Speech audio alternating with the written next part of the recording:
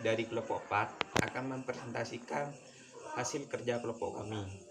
Saya Muhammad Mansur akan menerangkan bagaimana gambaran umum permasalahan yang terjadi di PT Telkom. PT Telkom Tbk adalah perusahaan informasi dan telekomunikasi serta penyedia jasa dan jaringan telekomunikasi secara lengkap di Indonesia. PT Telkom mengklaim bahwa dirinya sebagai perusahaan telekomunikasi terbesar di Indonesia dengan jumlah pelanggan telepon tetap sebanyak 15 juta dan pelanggan telepon seluler sebanyak 104 juta. PT Telkom merupakan salah satu BUMN yang sahamnya dimiliki oleh pemerintah Indonesia sebesar 52,47% dan 47,53% dimiliki oleh publik, Bank of New York, dan investor dalam negeri. Selain itu, PT Telkom juga merupakan pemegang saham mayoritas di 13 anak perusahaan, termasuk PT Telekomunikasi Seluler atau yang lebih dikenal oleh masyarakat Indonesia dengan Telkomsel. Cikal bakal PT Telkom bermula dari didirikannya sebuah badan usaha swasta penyedia layanan pos dan telegraf pada tahun 1882. Layanan komunikasi tersebut dikonsolidasikan oleh pemerintah Hindia Belanda ke dalam Jawatan Pos Telegraf atau PPT. Namun sebelum tahun 1882, pada tanggal 23 Oktober 1856, telah dimulai pengoperasian layanan jasa telegraf elektromagnetik pertama yang menghubungkan Jakarta atau Batavia dengan Bogor atau Buitenzorg. Momen itulah yang dijadikan sebagai hari lahir PT Telkom. PT Telkom awalnya memiliki reputasi yang baik di Bursa Efek Jakarta (BEJ) dan New York Stock Exchange. Namun dengan berjalannya waktu, pada tahun 2002 PT Telkom mengalami masalah, yaitu masalah mekanisme tender. Untuk mengaudit keuangannya, untuk mengaudit pembukaan PT Telkom tahun 2002, perusahaan menunjuk Kap Edi Pianto sementara. Untuk PT Telkomsel ditunjuk Kap Hadi Sutanto. Kap Hadi Sutanto dan rekan merupakan Kap yang mendapatkan kepercayaan untuk mengaudit PT Telkomsel, yaitu sebuah anak perusahaan dari PT Telkom. Mungkin itu dari saya. Untuk selanjutnya mungkin akan dilanjutkan oleh teman-teman saya. Assalamualaikum warahmatullahi wabarakatuh. Assalamualaikum warahmatullahi wabarakatuh. Nama saya Titin Rohatinsyah. Saya akan melanjutkan pemaparan dari pemateri sebelumnya, yaitu tentang poin penjelasan kasus, di mana kasus audit PT Telkom ini berawal dari kesalahan interpretasi uang yang dilakukan oleh KAP Hadi Sutanto dan rekan terhadap PT Telkom, PT Telkomsel, dan United States Securities and Exchange Commission mengenai ketentuan standar audit Amerika, di mana PT Telkomsel harus mengikuti standar audit Amerika dengan merujuk pada peraturan SEC karena PT Telkomsel membuka bursa di NYSE. Adapun masalah yang timbul yaitu pertama, masalah muncul pada saat laporan audit atau konsolidasi tentang total kinerja PT Telkom yang diaudit oleh KAP Edi Pianto ditolak oleh PwC. Alasannya adalah lembaga itu tidak mau berasosiasi pada pekerjaan KAP Edi Pianto. Sikap itu dilakukan untuk menghindari kerugian di kemudian hari. Kedua, KAP Hadi Sutanto mencoba untuk menyesatkan dan merugikan para pemegang saham dari perseroan induk maupun anak perusahaan, yakni PT Telkom dan PT Telkomsel. Ketiga, KAP Hadi Sutanto dan KAP Edi Pianto telah melanggar peraturan Bapepam tentang persaingan yang tidak sehat antara sesama auditor. Serta yang keempat yaitu tindakan yang dilakukan oleh KAP Hadi Sutanto yang tidak mengizinkan KAP Edi Pianto untuk memakai acuannya, sehingga KAP Edi Pianto harus memulainya lagi dari awal tanpa mengetahui dokumen-dokumen apa saja yang pernah diaudit. Mungkin hanya itu, kurang lebihnya saya mohon maaf. Wassalamualaikum warahmatullahi wabarakatuh. Bismillahirrahmanirrahim. Assalamualaikum warahmatullahi wabarakatuh. Perkenalkan, nama saya Fadilatur Ramadan, NIM 18383042035. Di sini saya akan menjelaskan analisis kasus berdasarkan etika profesi.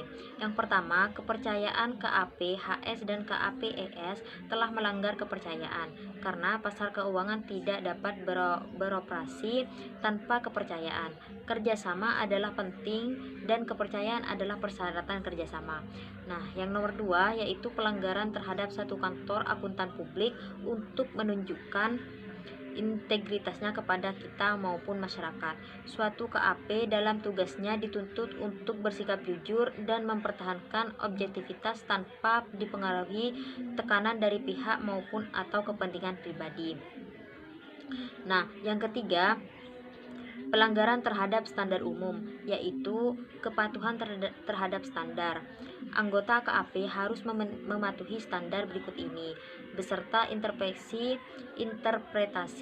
yang terkait yang telah dikeluarkan oleh Badan Pengatur Standar yang ditetapkan IAI. KAP HS tidak seharusnya dengan sengaja memberikan interpretasi yang menyesatkan kepada PT Telkom, PT Telkomsel, dan US SEC mengenai standar audit Amerika, khususnya AU 543. Selanjutnya yaitu nomor 4, pelanggaran tanggung jawab kepada rekan seprofesi dengan memberikan interpretasi yang menyesatkan kepada PT Telkom, PT Telkomsel, dan UCSEC. KAP HS mengakibatkan rusaknya kualitas audit yang dilakukan oleh KAP EP atas laporan keuangan konsolidasi PT Telkom tahun buku 2002, sehingga menghalangi KAP EP untuk bersaing dengan KAP HS sehubungan dengan penyediaan layanan audit ke perusahaan-perusahaan besar yang tercatat di lantai bursa atau BEJ.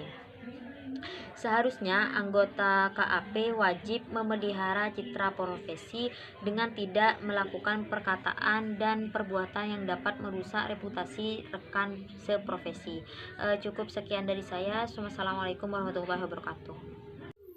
Assalamualaikum warahmatullahi wabarakatuh. Perkenalkan, nama saya Muhammad Farhan. Di sini saya akan melanjutkan pemaparan dari teman-teman sebelum saya. Di sini saya kebahagiaan untuk menyampaikan tentang penyelesaian. Apa itu penyelesaian dalam setiap kasus yang kami bawa ini?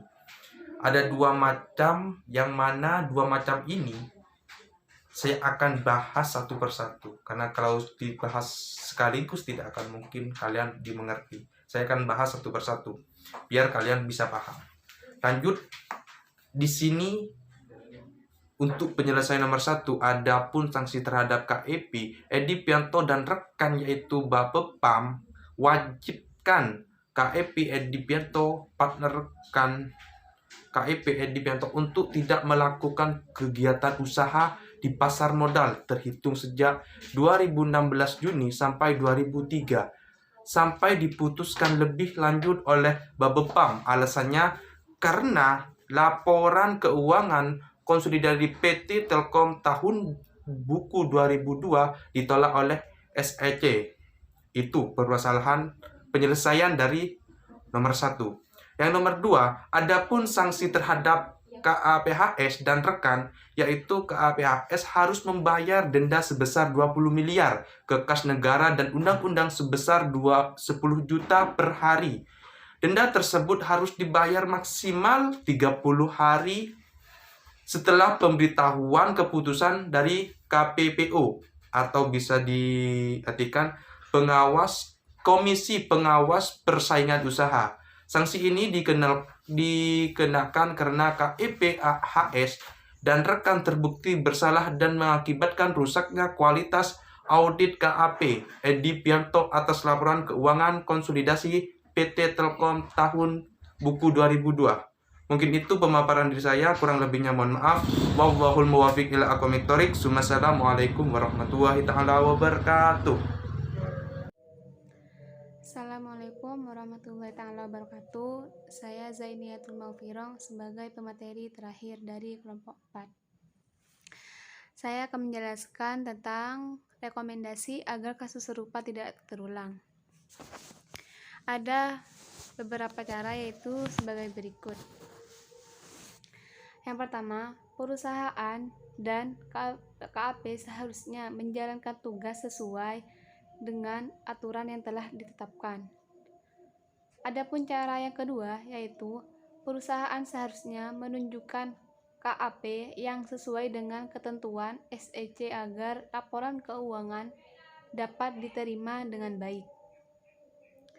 Adapun cara yang ketiga, yaitu sesama kantor akuntan publik perlu bekerja sama dan saling mendukung dalam menjalankan tugas sebagai seorang auditor. Adapun cara yang keempat, yaitu para auditor hendaknya menjaga profesionalitas atau kinerja kerjanya supaya reputasi saham di pasar tetap membaik. Adapun cara yang terakhir, yaitu profesionalitas seorang auditor dalam menjalankan tugasnya merupakan aset yang sangat penting yang harus dimiliki. Terima kasih. Wassalamualaikum warahmatullahi wabarakatuh.